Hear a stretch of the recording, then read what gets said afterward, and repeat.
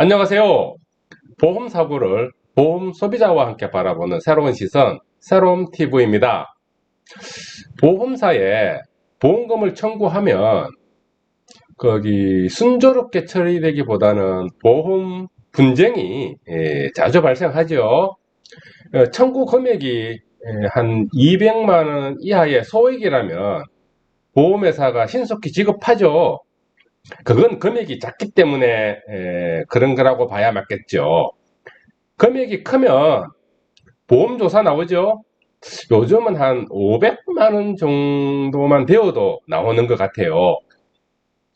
그리고 보험회사는 어로자문 하겠다고 그래요. 또는 법률 자문 하겠다고 그럽니다.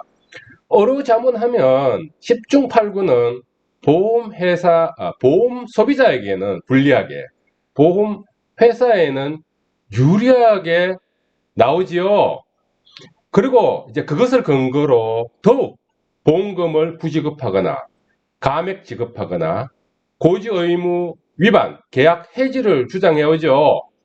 보험회사로서는 전문 의사의 소견을 갖고 보험금 부지급 등의 근거를 하나 더 마련해 주는 꼴이 됩니다. 한편 주위에 많은 사람들이 그래요.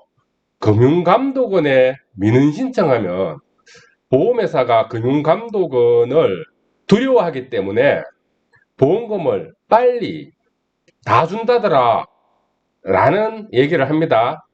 그럴까요?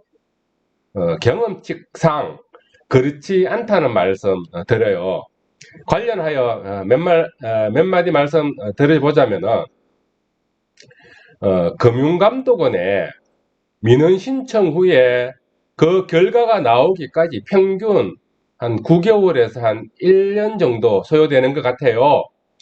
이유는 지연되는 이유는 민원 신청건이 많다는 사유인데요. 그런데 정작 민원 신청 후에 그 결과가 금융감독원이 이제 공지하는 그 사례는 2022년도 하반기에 6건, 2023년도 3월 현재 7건이 전부입니다. 현재의 작다는 거죠. 첫 번째 질문을 해봅니다. 실제 금융감독은 민원 신청건이 많은 건가요? 제가 이런 질문을 드리는 건 민원 신청건이 많지 않을 거라는 의심보다는 많을 텐데 그 결과 공유가 현저히 작고 그 내용이 왜 이렇게 부실하냐는 것에 대한 질문입니다. 그리고 아래에서 이제 발표한 그 금융감독원이 발표한 민원 사례에 대한 결과 내용을 보면 과거 대비 그 내용이 현저히 부실하다는 것을 알 수 있습니다. 그리고 또 그 결과는, 민원 결과는 과연 객관적이고 공정한가에 대한 질문을 한번 던져봅니다. 두 번째 문제 제기입니다. 제가 아래 사례를 갖다가 결과 공유를 해 드릴 텐데요. 아래 결과 내용으로는 우리 보험 소비자 입장에서는 무엇이 분쟁의 쟁점이 되었는지 알기가 어렵습니다. 그래서 보험 소비자 입장에서는 유사한 사례에서 어떻게 해야 되는지 알 수 있는 방법이 없다는 얘기를 드리죠. 제가 이는 그런 경우에 보험 소비자가 소송을 해야 할 건지 아니면 그냥 포기할 건지 둘 중 하나에 대한 선택을 강요받는 결과를 초래합니다. 결국 우리 보험 소비자는 보험 청구 금액이 작으면은 청구를 포기할 거라고 보여지고요. 보험 청구 금액이 크다면은 변호사를 선임해서 소송으로 다투게 되지 않나 싶습니다. 결국은 청구 금액이 작아서 포기해야 되는 억울한 보험 소비자가 양상되고 한편 또 소송이 증가해서 사회적 비용이 증가하는 결과를 초래한다 하겠습니다.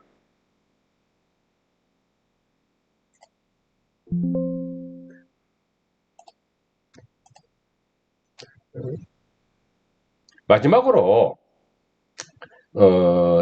2022년도 하반기 및 2023년도 현재까지 금융감독원이 공지한 분쟁 사례 결과 내용에 대한 말씀을 드려보겠습니다. 내용을 보면은 보험회사 입장을 대신하고 있지 않나 라는 의심이 들 정도입니다. 자세한 내용은 금융감독원 홈페이지 들어가 보시면 잘 나와 있습니다. 한 8가지 정도로 정리해 볼 수 있는데요. 첫 번째는 뇌혈관 질병 진단받은 피보험자에 대해서 뇌혈관 진단비 부지급 결정이 타당하다는 내용인데요. 그 부지급 근거가 보험사 의료자문 결과라는 것입니다. 제가 보험회사 의료자문의 부당성은 이미 여러 차례 언급 드린 바 있습니다.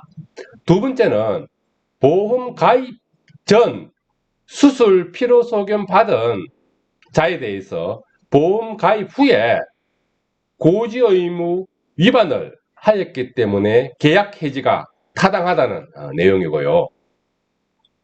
세 번째는 치료 목적의 압박 고정용 재료되는 실비에서 보상하지 않는 손해에 해당이 되니 보험회사 보험금 부지급 결정이 타당하다는 사례입니다. 네 번째는 자동차 보험 자기 차량 손해 전손 사고 시에 사고 당시 보험 가액 기준 지급이 타당하다는 분쟁 사례 결과였고요. 자동차 보험 유상운송 특약 위반 시 효과에 대해서 보험 가입 시 보험 설계사가 설명 의무 위반을 하였기 때문에 보험회사 보상 책임이 있다는 내용인데요. 이건 당연한 것이죠. 보험 약관의 중요한 내용을 보험회사가 설명하지 않았을 때는 그 약관의 내용을 보험 계약의 내용으로 주장하면 안 되는 것이죠. 그리고 여섯 번째는 시체 검안서 상에 사인이 급성심장사로 기재가 되었는데 급성심근경색 진단 불인정한 사례인데요. 보험회사의 급성심근경색 진단 보험금을 부지급 타당하다는 분쟁 사례 결과였습니다. 자동차 대물배상에서 자동차 보험 대물배상에서 시세 하락 손해, 경락 손해 보험금 지급은 보험 약관 기준으로 지급이 타당하다는 분쟁 사례 결과 내용이었고요.